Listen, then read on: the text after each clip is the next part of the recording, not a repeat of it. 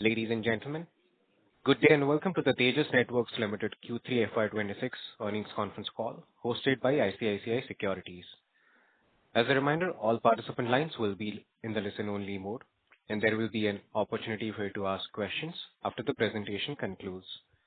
Should you need assistance during the conference call, please signal an operator by pressing star and then zero on your touchtone phone. Please note that this conference is being recorded. I now hand the conference over to Mr. Mohit Mishra from ICICI Securities. Thank you, and over to you, sir. Thank you, Sagar. Good evening, everyone. Thank you for joining on the Q3 FY'26 results conference call of Tejas Networks Limited. We have the management of Tejas Networks on this call, represented by Mr. Arnob Roy, Executive Director and COO, Mr. Sumit Dhingra, CFO, Dr. Kumar N. Sivarajan, CTO, and Mr. Sanjay Malik, Chief Strategy and Business Officer. I would like to invite Mr. Arnob Roy to initiate with opening remarks, post which we will have a Q&A session. Thank you, and over to you, sir. Thank you. Welcome everyone to our quarterly earnings call. In Q3, we had a revenue of 307 crores, and the quarter revenue was driven largely by the sale of wireline products to India private operators and to international customers. We have multiple trials ongoing for our wireless products, both in India and in international markets. Many of them started in Q2, and many of them have progressed to the commercial negotiation stage and are expected to close in the coming months. Before we go to an extended commentary on the quarter, I would like to hand you over to our CFO, Sumit, to walk you through the details of our financial numbers. Good evening, everyone. Wish you all a very happy new year. Our results for the quarter 3 FY'26 were revenue of 307 crores compared to 262 crores of revenue in the previous quarter. This is a growth of about 17%. Profit after tax for the quarter was negative 197 crores. And order book at the end of the quarter stood at 1,329 crores compared to 1,200 crores in the previous quarter. Revenue broadly comprises from Indian customers about 85% and international about 15%. The order book is predominantly Indian as of now, with about 90% from the Indian customers. The profitability for the quarter, the EBIT for the quarter was 239 crores negative compared to 394 crores of negative EBIT in the previous quarter. I think expenses for this quarter mainly include provisions for past service costs related to gratuity and compensated absences on account of the new labor code that was notified recently, and warranty expenses for 24 crores based on potential fault rates, repair requirements, and the warranty claims. A bit on the balance sheet side, our inventory for the quarter broadly was at the similar levels as compared to the previous quarter at 2,363 crores. Trade receivables at the end of the quarter were 3,284 crores versus 4,026 crores in quarter 2. Our net debt at the end of the quarter was 3,349 crores versus 3,738 crores in quarter 2. This has come down mainly due to lower working capital, which gets partly offset by the capex during the quarter. And the gross debt stood at 3,885 crores. I think with this, I'll hand it over to Arnab to take it forward. Yeah, thanks, Sumit. So over some of the key updates for the quarter as far as for our wireless business. While we have not closed some of the deals as of yet, but we are seeing an increased number of international engagements for our 4G, 5G RAN equipment, including multiple ongoing POCs, and many of them have moved to the commercial negotiation stage. And as I mentioned, that we expect some of them to close over the next few months. We have been selected as a 5G RAN supplier on a section of the Delhi-Mumbai railway corridor for a pilot on the Kavach project that you are all familiar with, which is to do with the It is a network for enhancing the safety of our railway operations. We have multiple wins for our private 5G deployments in India for applications in ports and mines. Finally, for the BSNL 4G add-on PO for the 18,000 sites that we have been working on for quite some time, we have a delay in the receipt of this PO.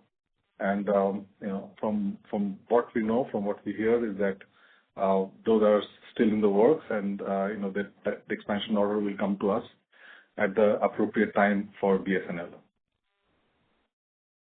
For our wireless business, as I said, the quarter was driven largely by shipments for our wireline products. We won additional packages for BharatNet, and we have become one of the largest suppliers of IP/MPLS routers by the number of packages, and we won the maximum number of packages that have been announced so far. We received expansion orders from leading private telcos in India for both our WDM as well as our GPON equipment. And then a couple of significant international wins have been winning of a WDM backbone network for the build-out order from a broadband ISP in Africa, and a network transformation project for our MPLS TP products for a power sector company in Southeast Asia. Another significant one was the first win in a sovereign data center networking application in India for our switching products. This is the first time we won a networking application inside a data center, where most of our data center business has been through the interconnect. So from that point of view, we look at it as a significant first win. Now, the other updates for the quarter is that our converged broadband product won the Excellence Award for the most innovative product in the conference, in a trade show in Dubai. We received 85 crores as PLI incentives for Q4, and cumulatively 397 crores of PLI. We filed 26 patents in Q3. Cumulatively, we have filed 613 global patents, of which 370 have been granted. In summary, our long-term outlook remains positive. There are strong drivers for our business caused by rapid transitions, technology transitions, as well as the demand, the data growth, which is driven largely, a lot of it is driven by AI applications, which are driving a massive growth in traffic in the networks. We see a lot of expansion of 4G networks and new deployments of 5G networks in emerging markets, and which are driving most of our engagements and POCs that I referred to. The investments in AI data centers are driving huge connectivity requirements, which are driving business for our optical products. We see increased traction of our new products in India and in international markets. The wireless products are starting to lead our international engagements in Europe, Latin America, and Africa. We are seeing increasing adoption of our wireline products in private telcos in India. And apart from our direct engagements, we are also seeing increasing engagements with international customers for our wireless products through partnerships with NEC and Rakuten. And strategic wins in Europe, Africa, and Asia for our optical products gives us a good momentum for expanding our international business. So with that summary, I'd like to open the floor for questions. Thank you very much. We will now begin with the question and answer session. Anyone who wishes to ask a question may press star and then one on their touchtone phone. If you'd like to remove your request, please press star and two. Participants are requested to use handsets while asking a question. Ladies and gentlemen, we will wait for a moment while the question queue assembles.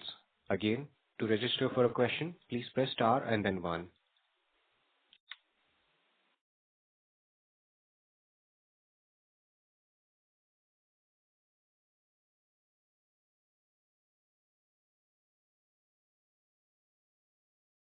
Our first question comes from the line of Rajakumar Vaidyanathan from RK Invest. Please go ahead.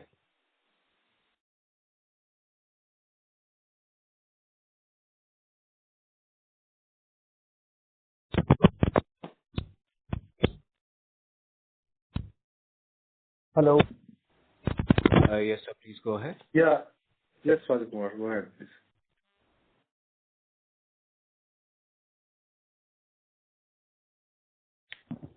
Hello? Rajakumar, your line is unmuted. Please proceed with your question. Can you hear me? Yes, sir. We can hear Yes. you now. Yeah. Sir, my question is, what is the path to profitability? Because you have been reporting significant losses for the last 2 quarters, and even if I see your last 5 years bottom line numbers, you've still not made money in the last cumulatively. So what is the path to profitability, if you could just elaborate on that? Yeah, I think, as you can see from our, financials over the year, we've made significant investments in growing our business, right? From investments in our products, in R&D and, expanding our portfolio with a large set of wireless products, right?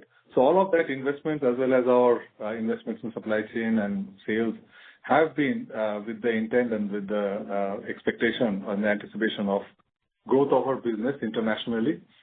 And the path to... And we expect our business to scale. As you know, last couple of years, a lot of focus has gone into developing the product and execution of the BSNL 4G project. With that, we have scaled up our systems and processes in our country, in our company. So, what we expect is, on the back of the products that have come and the success that we've had, it's like this is the kind of the time when we are kind of, I would say, refreshing our overall business in terms of with our new set of products going to international market. And the path to profitability will be when that business really scales up, both internationally as well as in India, led by our wireless products as well as our wireline products, and getting to the business size and to the critical business size, which would be able to support the investments that we have made in our business. So that is really the path. I mean, just growing our business, and we see the opportunity for doing that over a period of time, right? I mean, it hasn't happened as fast as we would all expect, but that was a period of execution of this large project, and it's like kind of I would say replanning our business for the next few years. Yeah. Sir, if you could also indicate a timeline, what is it like 2 years, 3 years? When do you think you'll reach a positive bottom line? Because what we want to know is, in the last 5 years, you have not made any positive bottom line cumulatively. So are you still in an investment phase, or the investment phase is over and now the focus is on improving the profitability? So where exactly Tejas is standing? Yeah. So we are in a business. We are in the technology business. So continued investments never stops, right? I mean, the technology is a treadmill, and it keeps on evolving. So we cannot stop our continued investments in R&D. I mean, the growth in investments will be, of course, be tempered based on the business that we realize. But we are not going to reduce our investments over here because of the nature of business that we are in. But I think when we talk about when we'll achieve that business growth, I think that's going to happen over a period of time. I think all efforts and investments in growing the business are happening, and it'll be a period of time, but all of us are keen to get to that stage as quickly as we can. And we believe all of that will happen, so that's the reason why we continue to invest and focus in what we are doing. Okay. I think, yeah. So the second question, with regards to your inventory and the orders in hand, I mean, your inventory is almost twice the amount of orders in hand. So I just want to know what is the idea behind holding so much of inventory? And also, if you can also comment on when do you think that the debtors will be, brought to the normal zone? Yeah. So as we have spoken earlier, a lot of this inventory has actually been procured for executing on the BSNL 4G add-on order, right? For which our partner TCS has received an APO, and they have also communicated the LOI to us for that project. And so a lot of this procurement really happened for that. That's why we are sitting on this large inventory. But we know, since we know that this order is going to come, as you can see in so many announcements from BSNL as well as the ministry. So we have to hold on to the inventory with the interest of being able to execute on this project as quickly as we can once we receive the PO. So this inventory will deplete very rapidly once we receive the PO and start executing on that project. Yeah. So the worry is you have a very long cycle because you are holding inventory for so many quarters, and then after that you bill, and then the government takes their own time to pay you. So you have a very long working capital cycle. So I mean, by design, I mean, Tejas is not currently the way you guys are executing it. I mean, the shareholders will never see a return, in the near future. That's how it's been, I mean, that's how what I, as an investor, I can make out. So correct me if I'm wrong. I think the current inventory, obviously, as we mentioned, is in context of the additional order, which expected orders does not get reflected in the order book.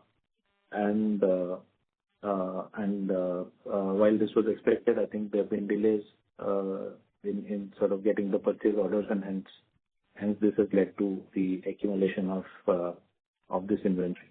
If you see the years prior, over the last year or the last few quarters, there was a corresponding execution that was going on for the BSNL project, and hence the inventory levels continue to be high. Now, to your point on whether the working capital cycles or the inventory cycles are high, yes, they're currently high for this specific reason. I think, as Arnab earlier pointed out, I think it is important from various point of view that we have a increased share from private and international customers, where the overall working capital cycle may be better, and that would lead to improvement in working capital in general. And I think we're also taking steps to continue to improve on the working capital or the inventory management in particular, to get this done. So it's a focus area for us as well, and we continue to work on this. Okay, sir, but I think it's a big concern. I mean, I'm not sure whether they're articulating Sorry it, to interrupt. Yeah.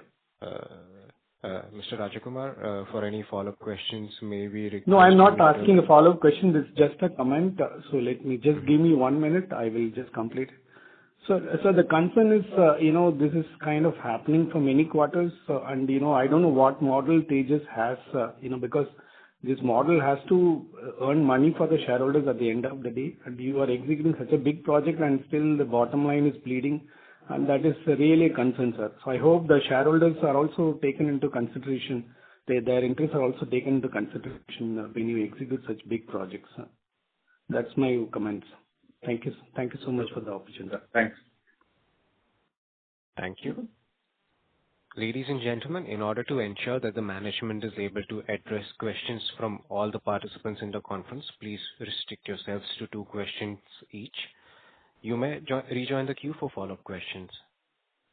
Our next question comes from the line of Pranav Kshatriya from MK. Please go ahead. Yeah, thanks for the opportunity. I have a couple of questions. Firstly, you talked about, in the first quarter of, this financial year, that you would, sort of be looking to reach where you were in FY'24, and that, is what you would be looking to reach. So that number, and if I compare 9-month number, I think there is a fair bit of gaps. So, how should one look at it? I understand that, Tejas Networks business tend to be very lumpy. But do you think, it should be possible to reach that kind of level in this year, or that can possibly reach in the next year? That's my first question. Second question is that, there is a good increase in the number of patents filed, and would like to know a little bit more about, in which area are these patents more, are these patents more on the wireless product side or more on the wireline product side? So those are my two questions. Thank you. Yeah. So I'll take the first question, and the second part I'll hand it over to our CTO, Dr. Kumar Surajan. So FY'24 levels this year, as you can see, our expectation was the execution for this year was the execution of the add-on project from BSNL, and while that happens, that we build on our international business for wireless. I think what happened since that order got delayed, and we have built the inventory for it. So that's the reason why you would see that we have not been able to reach the level of FY'24 yet. And in this year, I don't think we'll be able to execute the project also, because when the add-on order comes, it takes time to build and ship and all this kind of thing. So this project, whenever that comes, is going to be executed in the next financial year. So that delay has really affected our business this year, and the transition that our business is going through in terms of really transitioning to a lot more of the Indian private telco as well as the international operators. I think that thing is going well, and we expect to see. And the only thing is that this takes time, so that's the reason why we are seeing a longer period of time for closing on all those opportunities. But on the positive side, we see all those opportunities through our engagements, and we are in a market which is growing. The customer demand, network build-outs, capacity build-outs, all of that. We are in a globally growing market, including India. So we do see the opportunity of getting to that growth level at some point of time. And I think we have, from a investment point of view and the readiness point of view, we are kind of there for leveraging every opportunity that comes our way. So that's the first part. And regarding the patents, I'd like Dr. Kumar to take over. So while we file patents in both wireline and wireless areas, the majority of patents are related to 5G advanced and 6G technologies. Specifically, even within that field, these are what are called standards-related patents. So we closely follow the upcoming standards in 3GPP for 5G advanced and 6G. Currently, like release 19 is being discussed in 3GPP. And in anticipation of what's going to get standardized, we file patent applications. So the majority of these patents are in that category. It's mostly 5G advanced and 6G related patents that are being filed. Sure. Thank you so much. This is useful. I just have one follow-up on the first part of the question. So how would you put the performance of Tejas Networks for X of that BSNL contract? Because I understand that that was one of the main thing which is getting derailed. But overall, if you look at whatever plan you had laid out for FY'25 for non-BSNL part of the business, especially given there is a strong rollout which is happening on the data center where your products could be useful. How do you see that panning out for this year and also going forward? Yeah.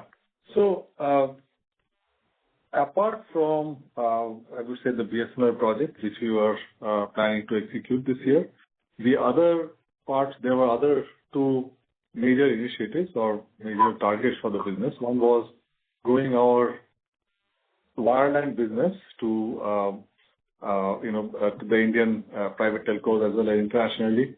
So that transition is happening well. We are seeing lot of the business growth this year, whatever the business that we had this year has been driven by mainly our wireline products. And we see good adoption of that and good growth of that. So that part of the business is going very well. The other part of the plan was during the year, get a lot more, get ready for a lot more international business, especially for wireless, by getting into the trials and POCs and all those kind of things, and get to some business closure, during the year or early next year, because this is a long cycle and we are a new player in this market. So even that part of the thing, I would say, is going very well, because also if you see based on the credibility of our performance in BSNL, that's where we got a lot of international partnerships going, right, with NEC and Rakuten and so on. So those opportunities came to us because of the credibility we built over there. So yes, I understand that the BSNL project last year was a huge, sharp spike in our business, resulted in a lot of revenues and required a lot of investments from us, that gave us the platform to really mature our products, build new products, and take it to the international market. So that part of the story has played out pretty well. I think we are quite satisfied with that. The part that has not played out to expectation was the expansion and all those kind of things of BSNL, which is going to happen. We know that's going to happen. That's why we have all the inventory. And also that is the part that got a bit delayed, and that's kind of showing in our financials. But once we get past that phase, I think we expect the rest of the business plan to play out as we were hoping to do and we were planning to do. It's just that the transition phase has been taking a longer period of time than we expected. Okay. Thank you so much for your answers, and wish you all the very best. Thank you. Thank you. Thank you. Your next question comes from the line of Karan Raja from 54 Ventures. Please go ahead. Yeah, hi, good evening, and thank you for the update. I noticed that it's been about 3 quarters since Mr. Anand Atreya resigned from his post as CEO. So I wanted to understand if there is any urgency in filling that CEO spot and what we can expect from the board and coming out with a resolution with regard to that. Yeah, I think the board is working actively on appointing a CEO going forward, and so that's what the board is working on. And I think at some point of time soon there will be a CEO appointment for the company. But independent of that, I think not our business goes on as planned, and our regular business operations are not really affected without the filling of that position. So I think board will take its time and is on the project, and will be appointing a CEO at some point of time. So can we expect that in this financial year, or is this something that would be in the next financial year? Yeah, it's not in my place to answer that question right now. But obviously, as you can understand, that there would be an active active work going on in filling this position. So I'm not aware Understood. of the exact timeline. Understood. The second question that I had was with regard to the delay in the 4G expansion. Obviously, just a couple of calls we had, and so did know that this delay. Is this delay attributed to budget constraints at the customer side? Is there something with the system integrators, so something to do with TCS? If you can give us some color on what this delay is attributed to. Because obviously, answering the previous question, you did mention it was a big disappointment for you all as well, that this order has not come into execution in this financial year. So what exactly is this delay attributed to? Yeah, it is mainly to do with the operational readiness of BSNL for rolling out the network. They also had to be prepared with their sites, with site readiness and all those kind of things. So that's what is basically holding up the rollout of this project. And as you know, in multiple forums, both BSNL management as well as DOT or the ministry has commented that expansion is going to happen. That's going to happen very soon, kind of a thing. So the only reason right now is the readiness of BSNL to take the equipment and deploy it in the network. Understood. So is it safe to assume that there is no issue with our products or any integration efforts by our system integrators, which is TCS? Yeah, those are not the constraints in this project. Understood. I think one other question that I had, because we have spoken about some of the other wins, the 5G, private 5G across mines and some other locations, and also the data center opportunity. Can you please share some light on the market opportunity in these two? What is our right to win there? And what kind of market share are we hoping to achieve in the next maybe 3 years? Yeah, so it's hard to answer the market share kind of thing, but we see these new application wins are something very encouraging because we're seeing a lot of this private 5G wins for deployments in mines and ports and some campuses and all those kind of things. So and having a few set of reference wins in India can help us in marketing and selling this globally as well. So our right to win is the products that we have. As you know, our current BSNL product is a 4G upgradable to 5G. So both our BBU as well as radios are software and hardware upgradable to 5G services. So it's basically the same set of products which are getting deployed for 5G applications because the bands in which they are getting deployed are same or similar to what we have right now. So with small adaptations, we are able to meet those bands in which the private 5G rollouts are happening. So that's one part of it. I talked about the data center application also. As you know, we have our enterprise switching portfolio of products and which we have scaled up a lot to larger products for data center switching as well. And even though that was not an initial target segment, but now with our new set of products and with those data center opportunities opening up, we saw a good reference win for the networking inside a data center. While the interconnect of data centers, that's the market we have been we are playing all along, and our optical products have a very strong play in that kind of applications. This is the first time we have been inside a data center with our switching products, and that's a very encouraging sign for us. So we are going to try to replicate this solution in as many applications that we can that are accessible to us.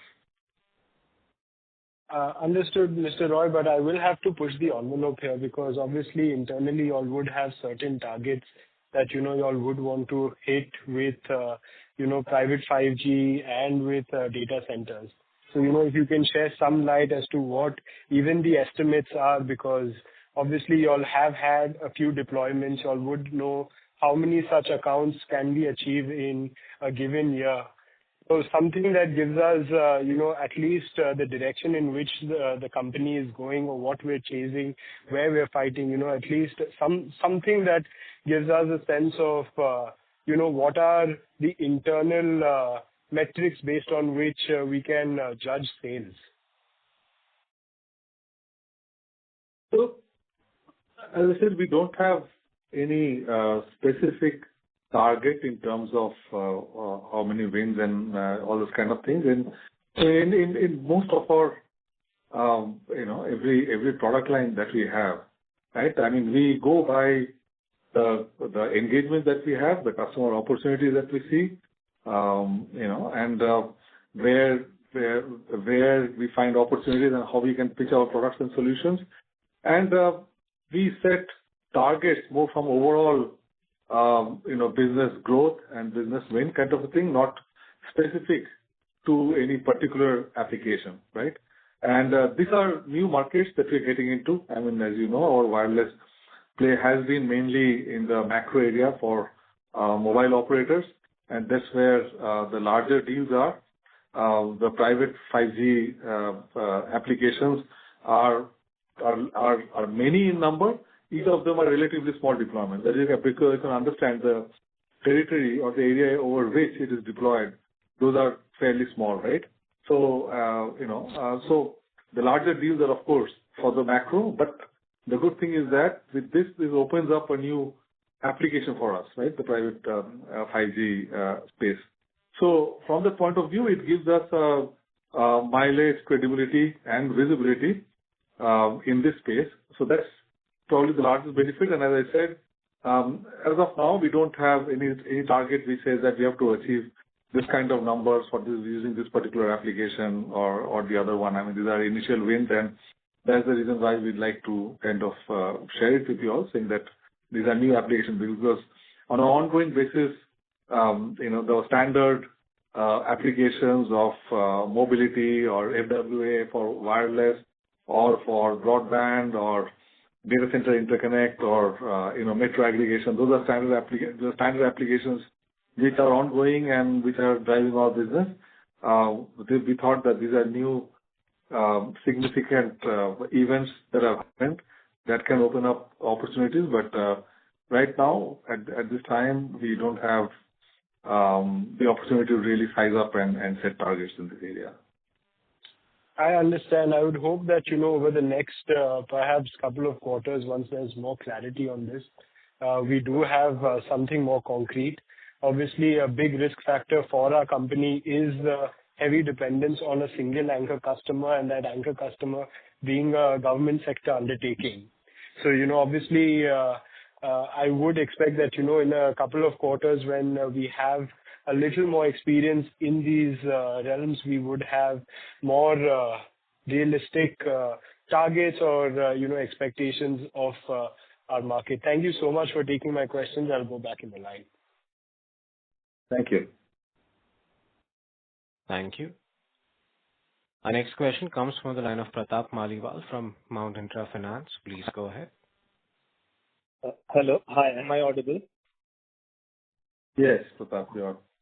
Yeah. Hi, sir. Thanks for taking my questions. I just had a question regarding the BharatNet order that we called out, that we won about 7 out of the 12 packages announced so far. And I believe the company's notification said that it will be deploying over 50,000 plus routers.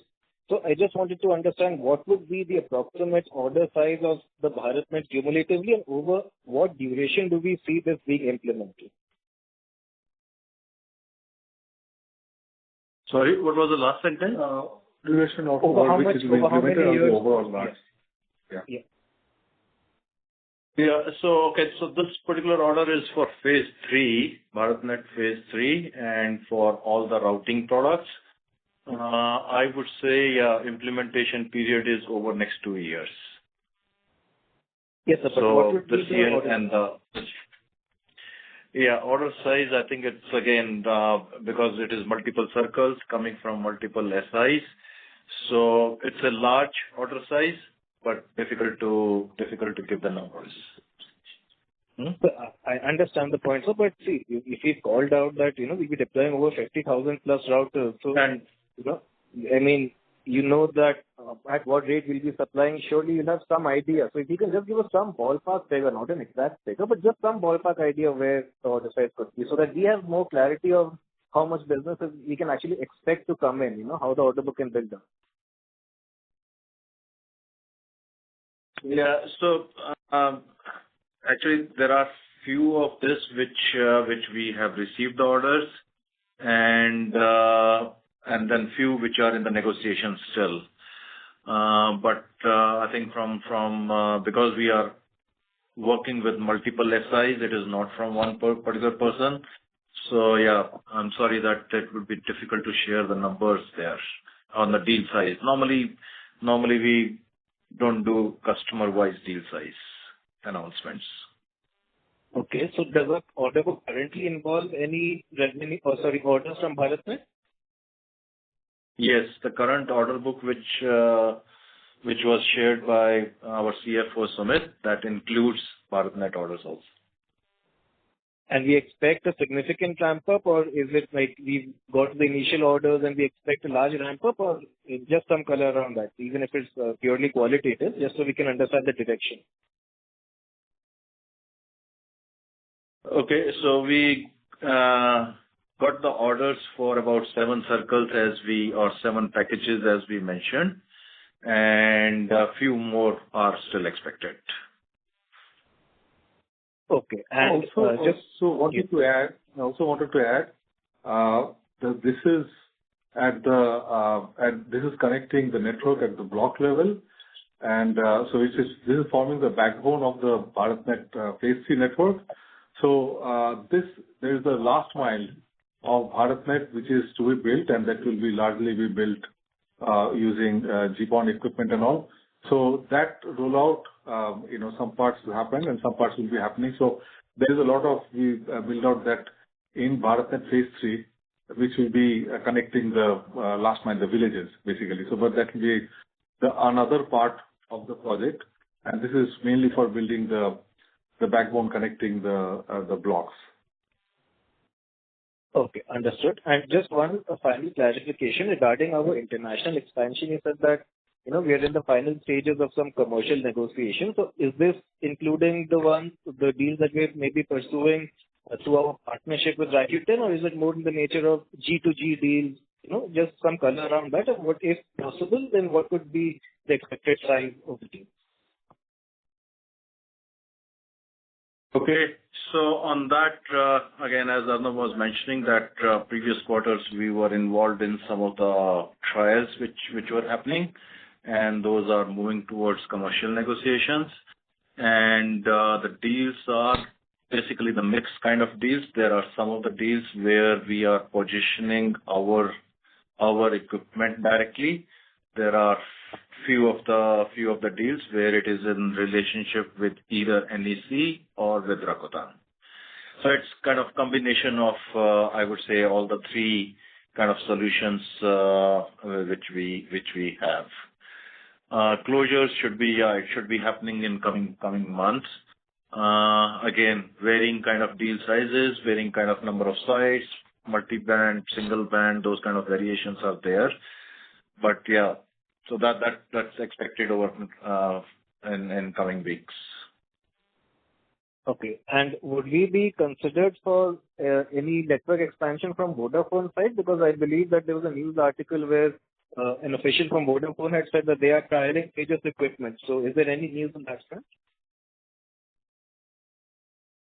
Yeah, so this was basically comment from Vodafone Idea management, which was there. Yes, we have been trialing out, but again, the further news on that we'll be able to give only after discussions with them. Okay, sure. So thank you for taking my question. Thank you. Thank you very much. Thank you. Our next question comes from the line of Dhruv Shah from Ambika FinCap. Please go ahead. Hi, sir. Sir, is it possible to quantify the opportunity size of this POCs or the commercial discussions? Overall, see, as I said that, yeah, from geography perspective, these are some of the deals which we are working out across Asia Pacific, then in Latin America, in Africa, and in Europe also. So varying size, varies, again, different stages of negotiations which are there. And I would say significant number of sites also, but difficult to quantify the number as of now. But do you expect anything to come from next year onwards? Is it possible? As I said, yeah, coming in, it would be expected in coming months, because what happens is that in all these discussions, there is, number one, from the proof of concept itself, it has to integrate with the existing environment. We have to show all the parameters, those kind of things. And even from negotiation perspective, it's always depends upon their deployment plan. So when exactly it will get closed, I think, again, difficult to say that, but expected in coming months. Thank you, sir. One question for Sumit. On a current cost run rate, have we thought that in how many quarters runway do we have before we actually start thinking of fundraise, considering our current cost base is almost, we are making almost 150 crores of EBITDA loss. So have we thought of any fundraise do we need, or you think that we have sufficient cash and we will not need any further fundraise? I think the evaluation of capital structure is a sort of an ongoing exercise. And right now there is no proposal of fundraise that we've discussed or that is in discussion at the board level. And there's no discussion on cost cutting as well? Now, we've taken a lot of cost, I won't say cost cutting, but there are a lot of cost optimization, cost rationalization efforts that have happened through the year. And we've also actively looked at optimizing or planning the capital procurement in line with the product development, and that's an ongoing effort. A lot of it has happened through the course of this year. But at the same time, I think, as Arnab also alluded earlier, a lot of this cost is on account of investments that we're doing in this product development. And we've come to a certain stage over the last 2-3 years in terms of making this investment. So while we continue to focus on investments, but at the same time, with a lot more prudence and a lot more optimization in terms of how we go about it. Okay, because if I do a rough math on a reverse calculation basis, Sumit, we X of, let's assume BSNL 4G, whenever it comes, we need almost a 3,500 crore annual turnover X of BSNL just to have a EBIT break even, if my calculation serves me right, on a higher gross margin. So that's why my question pertains that do we need a fundraise, because our order book stands at 1,300 X of BSNL. We are nowhere close to that 3,000 figure for an EBIT break even. Yeah. Look, I think I mentioned this in one of the earlier calls as well. I think that it's a function of, yes, you rightly mentioned revenue, but also to some extent margin expansion that with the international business in particular we would expect to see, and that would essentially lead to the corresponding revenue requirements for profitability to come down. Okay, great. Thank you so much. All the best. Thank you. Our next question comes from the line of Hiren Kumar Thakurlal Desai, an investor. Please go ahead. Yeah, my question is mainly for Sumit. A few clarifications on the income statement. So I see depreciation and amortization as a fairly sizable expense, 104 crore in current quarter. Is it correct to assume that most of this is actually amortization on the R&D capitalization? Yes, a significant portion is on account of amortization. And one more question is on the other expenses line. Mm-hmm. So that number also seems pretty significant. So can you throw some light on some kind of a breakup? So see, I think we mentioned over the last couple of quarters there have been certain one-offs that have come in, particularly related to certain repair-related provisions, etc., which get reflected in the warranty provision, which becomes part of this other expenses. And then they're also related to part of the inventory or the consumables provisions that we had to do the previous quarters. Some of that is coming under other expenses, and hence you see a bit of higher number there. Okay. These numbers are pretty high even during, let's say, year-ended, I mean, FY'25, and I mean, it has been there for many, many quarters. So, I mean, do we have some sight, some time in future where these numbers can come down to some reasonable numbers and where this can be? So I think just want to clarify on that FY'25 numbers being high. I think it was also on account of the higher revenue at that time. So one part of this other expenses is related to shipment, logistics related expenses and travel related expenses. Some of these are variable in nature, which were higher during the last year as we were going through the execution of the contract, the BSNL 4G contract. Okay.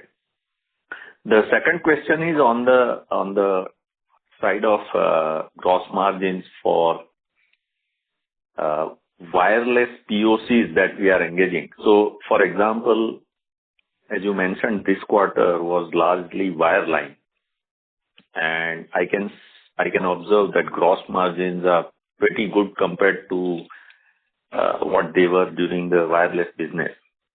So, whatever we are trying in international markets or Indian private markets, can I expect that the margins on those, whenever they materialize, will be quite a bit better than what we had seen in BSNL business? Yeah, hi, Hiren. This is Arnav. Yeah, as you know, that BSNL deal and the India market, because the sizes and the ARPU challenges, it's a very, very competitive market. So the price levels in India are quite different and quite challenging as compared to international markets. So yes, in the international markets, wherever we are engaging and wherever we're in commercial discussions, the prices are at a much different level, and the margins are also at a different level. Okay. Yeah. Thanks. Yeah, that answers my questions. So we have time for one last question. Sure. We'll take the last question coming from the line of Venkat Suresh Kumar from Burams Financials. Please go ahead. Yes, sir. Good evening, sir. Sir, I am the investor of Tejas from the 2 years. Actually, continue 3 quarters is loss making, sir. Only for at the time of BSNL 4G, you will see good profit. In future, that type of business will come, or it will be continue to losses in so many quarters. I have purchased shares around 1,300 rupees. I lose lot of money at the investor point of time. But I am not asking, but you can consider shareholders concern. You can tell me. Yeah, I understand. I understand your question. And see, as I said, so the BSNL project, that one big thing that we did, while it was a big spike in your revenue, and I also heard a comment about BSNL being an anchor customer. I don't see BSNL being an anchor customer for the company. I would say the BSNL project was an anchor project to really develop and mature our products and scale our operations, to a large extent and build and being a really good platform for building our wireless business. And this is the business that we see a lot of international opportunities for, and we want to take it out there. And as you can see that we have made some progress. Of course, the proof of the pudding is when we actually convert into business. But the way I would look at it is that in the phase of this transition, our strategy was, while building on the BSNL business and the add-on order and so on, we use this year and do the transition and be able to build a lot of wireless business globally, right? So from that point of view, I think we have made a lot of progress. Yes, this transition is taking a lot of time, and in the meantime, our financials are not showing the way we would all like it to be because the delays of some of the add-on orders and all. But we don't see that BSNL and BSNL projects are the lifeline or the anchor for Tejas, right? I mean, they were a platform. They were an excellent platform for us, and we are very grateful for having got that opportunity. But I think the plan for the company is really to take this global, to get it to private telcos, to international operators, and so on. And we are on the way to doing that, and we are all very bullish about reaching there at some point of time, and that's the reason why we continue to invest. We put our head down and basically try to execute and take our business forward in all that direction. So with that, I'd like to thank you all for attending the call. One question, sir. Last question. Sir, actually, you 5G upgraded in BSNL contract. That size of order is huge or small? And in question, you data center business, you can do single company doing only for your Tejas products. You do for Valiant communication, cyber security, and data products. You are marketing or your own products? You are tied up with Valiant cyber security, data center products. Your own or Valiant products? And BSNL 5G, how much size of orders upgraded? Please tell me. So, okay. So first of all, I'll answer the Valiant question. So the data center switching products are our own. Whenever you see we are selling with Valiant products, those are mainly in the utility networks where we are doing the optical fiber, the communication part of the optical fiber, and they are on what is called the teleprotection application. So both of these two come together. Our products and Valiant products come together for building solutions for. Sorry? Cyber security products, Valiant cyber security products, you are marketing? No. We don't market the cyber security products, mainly the teleprotection products. So this combination works more for the utility market, for smart grids and all those kind of things. The other part about BSNL 5G, there are two parts to BSNL's 5G. One part is the upgrade of selective sites to 5G, which is part of the existing tender, and we have done trials, and there are some ongoing trials as well. So that we don't have visibility when that upgrade will happen on the selected sites. But later on, size of 5G business. Yes, that's what I was talking about. There is a part for the 5G upgrade of the BSNL network of a select number of sites, and we do not know, and that's going to be an upgrade on our existing equipment. We do not know the sizing or the timing of that kind of thing, how many sites they're going to upgrade. But BSNL is also looking to build the nationwide 5G network at some point of time. And, when that comes, and there will be fresh bidding and new opportunities for us, and those will be another nationwide build-out when that happens, right? So this is the 4G size of business, yeah?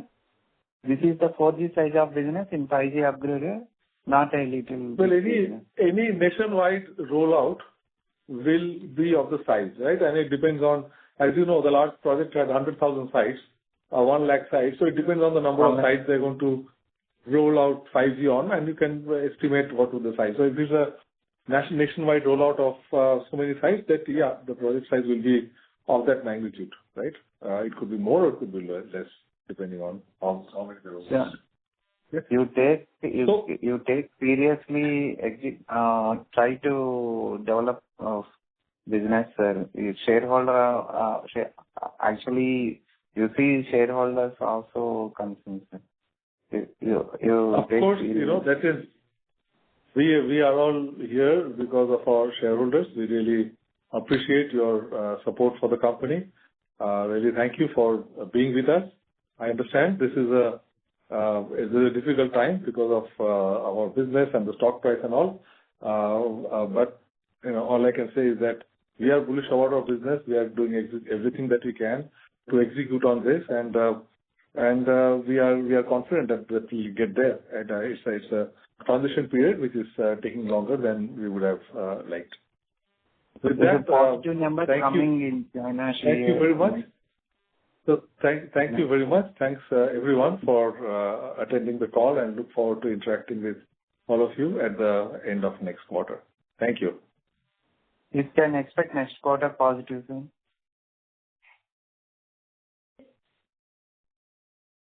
Hello? Hello? Sorry to interrupt, sir. The line for the management has been dropped. Please stay connected while I reconnect the line for the management. Ladies and gentlemen, we have the line for the management reconnected. Yes, sir, please go ahead. Yeah. No, as I said, I made my concluding remarks on thanking all the shareholders for. Actually, next quarter will be coming positive, sir. Next quarter will be coming positive. We don't give guidance on future performance, unfortunately.